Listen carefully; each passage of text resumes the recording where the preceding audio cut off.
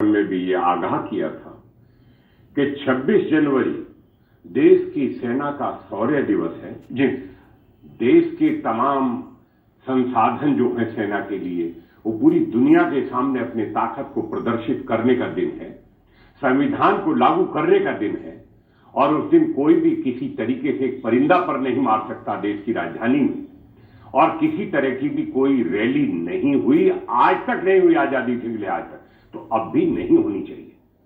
लेकिन जिस तरह से तिरंगे के नाम पर किसान तिरंगा झंडा लेके रैली नहीं निकाल सकता। जय जवान और जय किसान, एक तरफ जवानों का होगा, एक तरफ किसानों का होगा। जब जवानों का कार्यक्रम पूरा हो जाएगा 12 बजे के बाद जो है किसानों की रैली जो है ट्रैक्टर मार्च हम करेंगे। और ये वायदा 6 मीटिंग दिल्ली पुलिस ने बार बार उनको समझाने की कोशिश की कि ये ठीक नहीं है, क्योंकि इंटेलिजेंस की एजेंसीज के भी इनपुट मिल रहे थे कि हिंसा हो सकती है। ये चीजें ऐसा नहीं, छिपी नहीं है।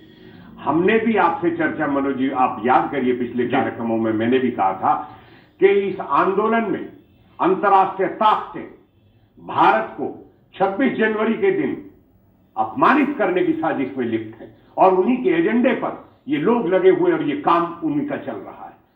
ये किसानों के नाम पर जिस तरीके से देश का कल अपमान किया गया, राष्ट्र का अपमान है, और ये राष्ट्रद्रोह है। एक तरीके से मैं आपसे कहता हूं इस बात को, जिस तरीके से लाल किले के झंडे पर जिस प्राचीर से देश के प्रधानमंत्री, व्यक्ति नहीं होता, देश के प्रधानमंत्री जिस प्राचीर से देश के तिरंगे झंडे का लहराते हैं, संबोधन करते हैं, उस झंडे का अपमान किया गया।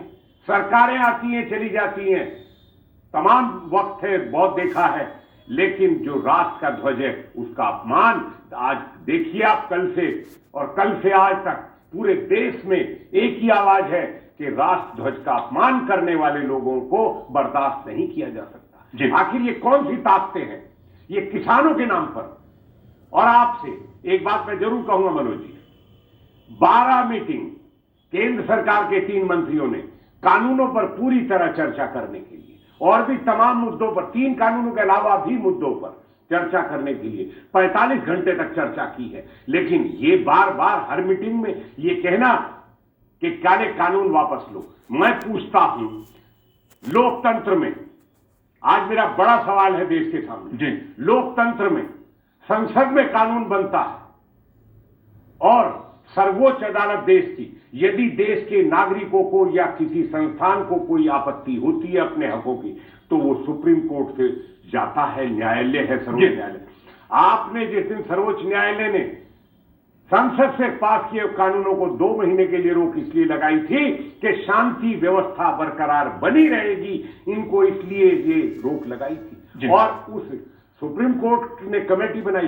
एक सवाल है, बस सवाल ये है, ये कहना कहां तक उचित था कि हम सुप्रीम कोर्ट को नहीं मानते, हम कमेटी को नहीं मानते, हम सरकार को नहीं मानते।